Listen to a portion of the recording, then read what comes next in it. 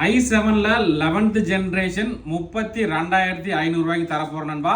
நிறைய பேர் என்ன கேட்டீங்கன்னா i7 11th ஜெனரேஷன் மேல ஸ்கிரீன் சைஸ் கொஞ்சம் பெருசா வந்தா நிறைய நண்பர்கள் கேட்டிருந்தீங்க. ஸோ இது பார்த்தீங்கன்னா நமக்கு இந்த நம்பர் பேட் தனியா வர மாதிரி 15.6 இன்ச் ஃபுல் ஹெச்டி டிஸ்பிளேலயே பார்த்தீங்கன்னா டெல் லேப்டாப் ஒன்று வந்திருக்கு நண்பா.